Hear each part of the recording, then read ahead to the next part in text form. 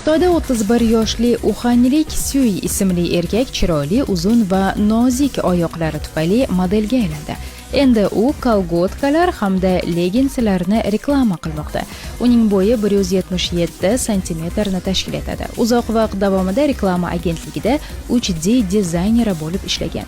Bir kuni kolgotka brendidan reklama ishi kelib tushgan va xarajatni kamaytirish uchun Suining o'zi modellik qilib berishini uning rahbari so'ragan. Fotolar juda ham yaxshi chiqqan, mijoz esa oyoqlar erkakka tegishli ekanligini sezmagan ham. Kompaniya bankrot bo'lganidan so'ng Sui uyda ishsiz qolgan. Shu paytda u o'z xususiyatini yana bir bor esga olgan.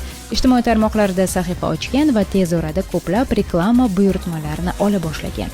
Endi u leginsi, shim hamda kolgotkalarni namoyish etadigan model hisoblanadi. E'tiborlisi, xotini uni qo'llab-quvvatlaydi.